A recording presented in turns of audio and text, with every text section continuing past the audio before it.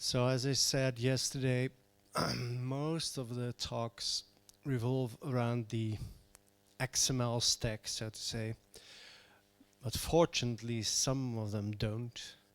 And Manuel last year had a tutorial on Swift, and I think this year he's also going to talk about Swift, which is a programming language primarily used for iOS, isn't it? Yeah,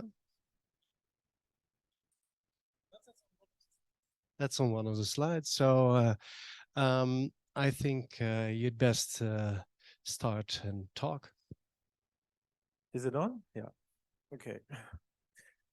Yeah, maybe first to my person. Manuel Meyer, my name.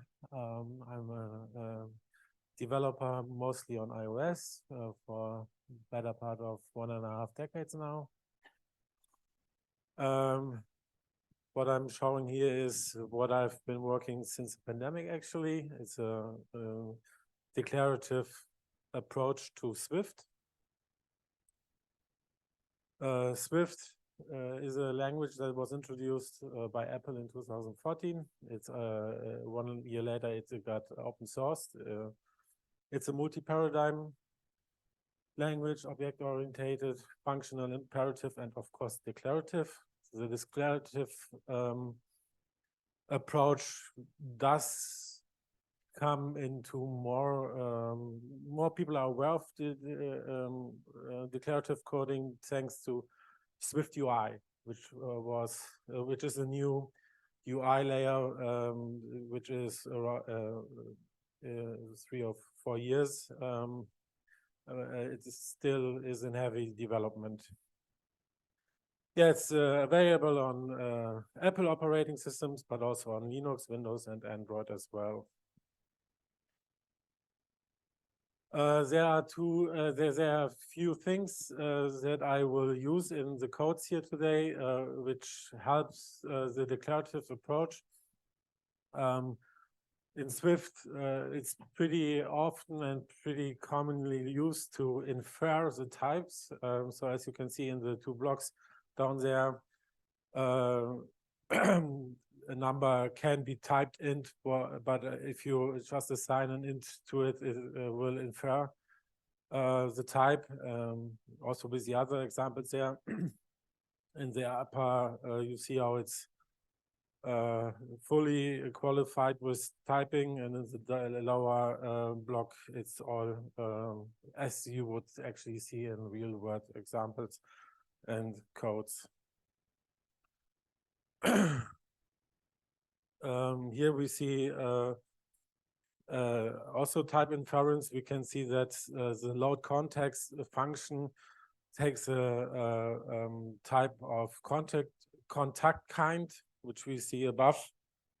And in the last line, it's again, the type is again omitted, and we only see that it's a friend case. So you will see a lot of dot leading syntax. Yeah. Swift also has nested types. You can define types within types. Here we see it 3 levels down. So the deck has a card, so it's fully the card would be fully referenced by deck.card, and for suit it would be deck.card.suit, but also that we can often ignore. One thing that is important to know for this slide is that Swift has enums which can have associated values. So for example, for the case running in activity, there is a string associated to it. By talking, you have the same, and singing, you have an int for volume, and you can see it, how it's been used. Here we have to name the types, for example, because we haven't declared it anywhere else. So that's why we do it with a leading activity here.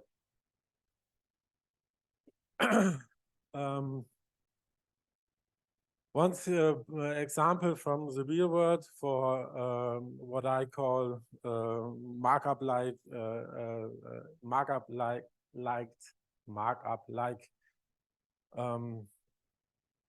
coding. You see, this is from the project Plot. Plot is creating an HTML DSL in Swift that is fully compilable. You can see here a simple HTML site, how it's then compiled to or rendered to HTML. Here are two more examples, one with a table, one with a link in a body. We can see that it's pretty similar from the structure to what you would expect in a HTML file itself. The nice thing about this being compilable is on the right side, the lower code, this will not compile. So if it would lead to illegal HTML, it simply doesn't compile in this. I can't go deeper into this plot because this is not a Swift conference. That would be out of scope here. But I want to do a demo of something similar.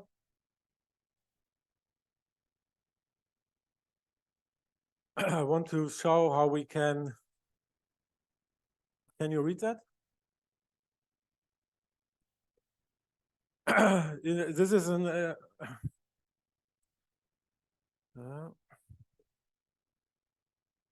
here I have some made up markup for a book. It has two authors, it has two chapters.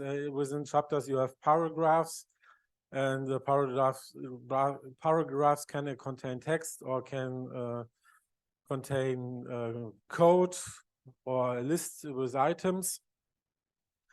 And in Swift, we can declare it like this. We have a book in top. A book has a title, it has a list of authors, and it has a list of chapters. And authorship is declared here. It can be of main or supporting author. Author is just a name, has just a name. Chapter has a title and paragraphs, a list of paragraphs. The paragraph has content, and the content is the enum, and it either has this case text with an associated value of type text, which is again an enum declared here, or the content can be of the case list with a list attached to it, and the list has items with a list of associated values, and the items can be either of text, and again there is a case for a list. So if we now want to use this book could be created like this. And I think it looks a little bit like markup. That's why I call this compiler meets markup. We see that the book is titled Declarative Revolution. The author is me. It has two chapters. The first chapter is just titled Chapter 1. And it has 3 paragraphs attached to it, and one titled paragraph, one just plain text, and the third one is pre-formatted as code in the language Swift. The second chapter, as you can see, has just some nested lists in it. that should be should complain itself. So if we run this,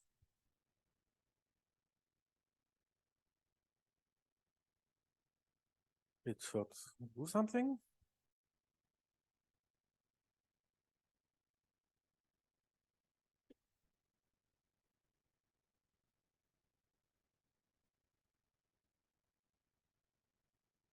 Why is it not? What's happened there?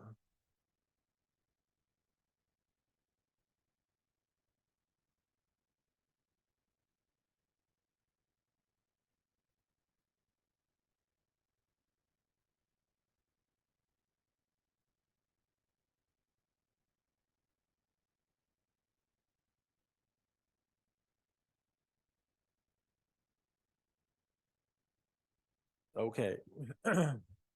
So now we see this book, the structure of it. It's a book object, what we just went through, and it is quite nice to look at. You can browse it and easily understand what's going on.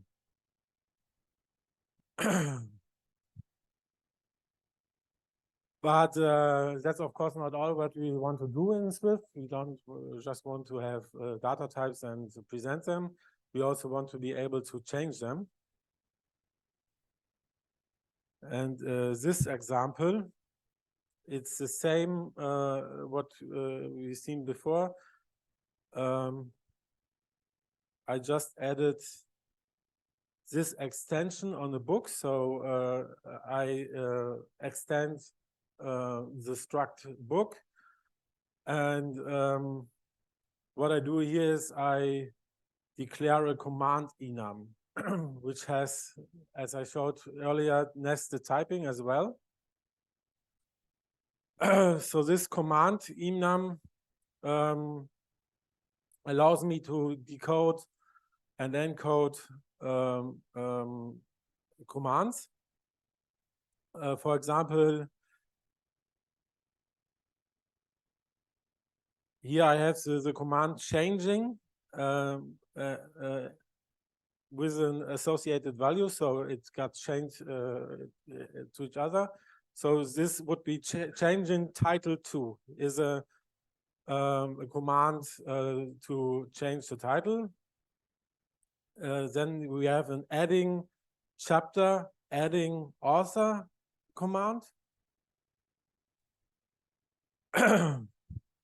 We have a removing command that can removing chapter and removing author. And we have a replacing command to replace a title, a chapter that has a certain title with a provided chapter. So it's a handful of commands that we can use, and by sending an alter command, by calling the alter function on a book object, we decode the commands in this switch statement. We call that pattern matching in Swift. And you can see that on the left side, we described what we need to do. And on the right side, it's a simple what needs to be done. So so on the left side, we have the declarative command, and on the right side, we have the action that the command performs. For example, for title, change in title to T, we can then override the title in the object by recreating a new object with a new title T. For adding an author, we send it the command adding author A, and the author gets added to the list of authors. And the same for chapter, which will be added to the chapters list. And removing, there we filter removing chapter or removing removing chapter, we filter out this chapter that has the same title as the search one.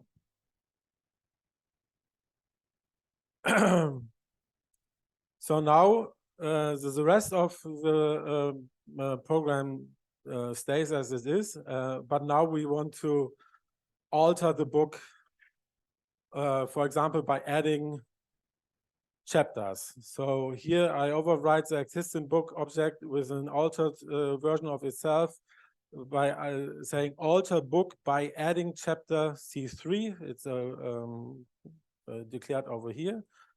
Adding chapter C4, it's down below, and adding an author, Joe Dow, as a supporting author.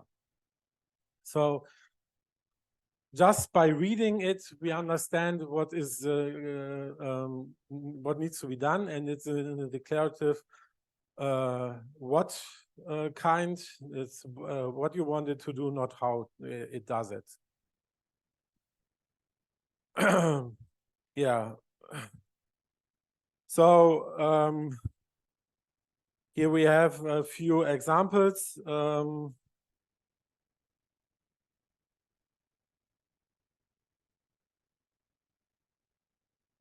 But it's basically replacing stuff, changing titles, and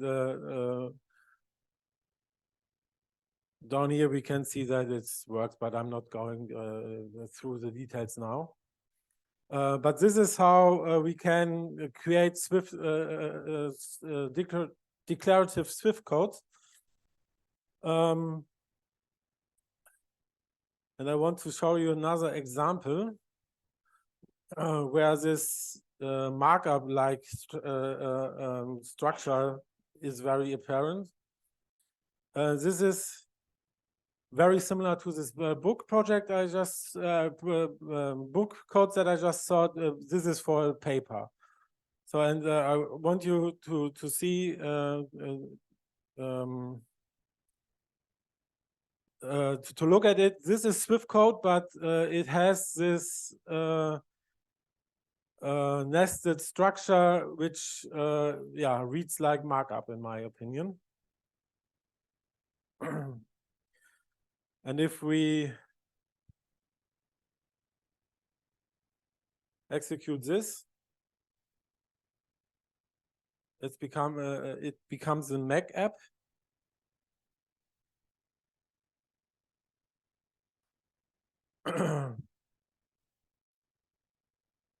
So here we can see the paper that is now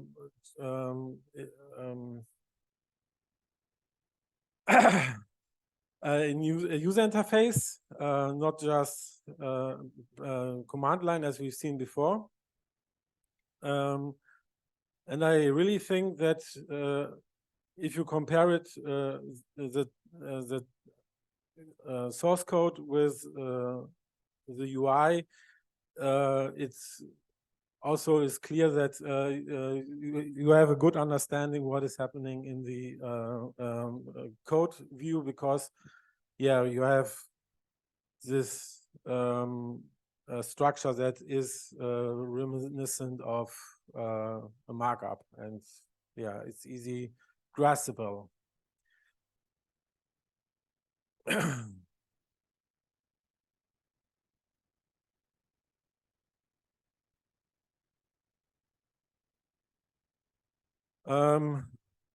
Here I have an example of the same kind of coding, but not for a data type like a book, but for a game. I guess the people of you old enough to remember Nokia phones do know this game.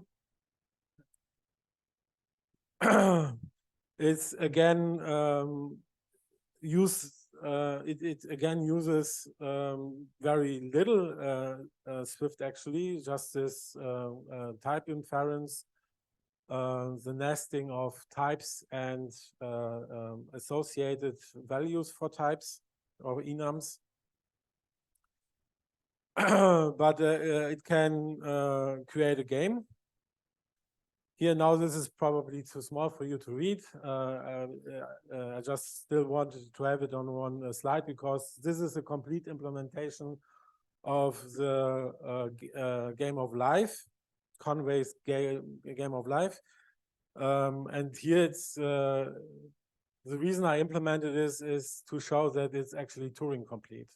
A very small subset of Swift can be used to write Turing complete declarative codes.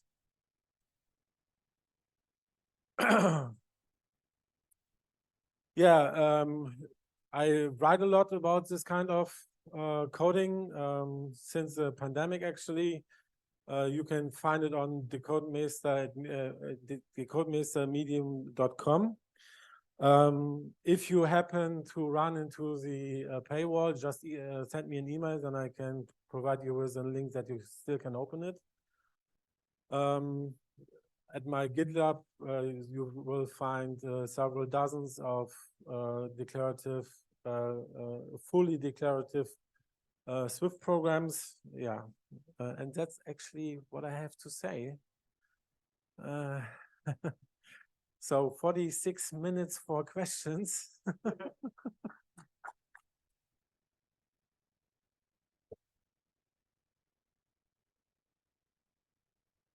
Well, who wants to start? I think we're running in on our program. Yeah, is there anything you want to do out of your sleeve? How do you say? I think you first intended to improvise on the spot, and then we said maybe that's not a good idea. Yeah. And then you cut it down from 90 minutes to 20 minutes. Okay. Anyone?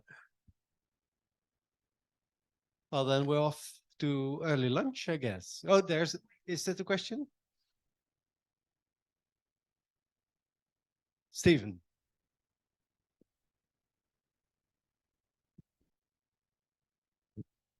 So have you any experience, any measurements that show the advantage of doing this declaratively rather than procedurally? Have you got any comparisons in the amount of time it takes? Yeah, there has been a coding cutter that I revisited over the years in my career every few years. Anyone doesn't know what a coding cutter is? Coding cutter is a project or a small app that you revisit from time to time to see where in coding you are. So it's like an interview you do with yourself, and it's quite interesting to see how one's style changes over time. And I have a coding cutter that is a game. Any of you know Diplomacy? Diplomacy is infamous for being a friendship killer. It's a game where you need to conquer the world, but you don't do it by rolling a dice or by some other form of randomness, but only through negotiations. You have to convince people to help you fight someone else, and at some point you have to lie you have to lie people in the face if you play it. And it comes with a map of Europe. And creating the map, that is my coding cutter that I've revisited several times since my university time. And in an object-oriented way, to now answer this question, it takes me a few hours, maybe a weekend, to implement this map. In the declarative style, it took me 17 minutes. So declarative is the much faster choice. And I mean, it wasn't the full game, but you could do the navigation on the map. You could sail the seas. You could move your units over land, and yeah, and it was just like 50 lines of code. Yeah. Yeah, but people still don't want to invest in declarative coding because they are too afraid it changes too much. Yeah, I just want to comment on, so you did the procedural implementation first, and then you did the declarative implementation. I did the object-oriented version first. Yeah. Yeah. I'm not being critical or anything, but the part of programming is figuring out what your problem is and how to, so doing it once makes it easier to do the second time. Of course. So I'm just pointing out that it would be a stronger test if you did the declarative way first. I mean, and then I mean, at that point when I worked on the declarative code, I had implemented it several times as a coding cutter. So it was also for the last object-oriented implementation before the declarative one. It was something that was already very involved in my brain, but it still took me 2 days to do it in an object-oriented way, and just 17 minutes declarative.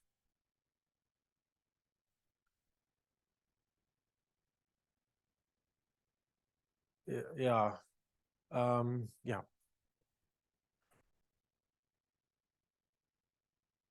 Nobody? Thank you very much for your presentation. Manuel.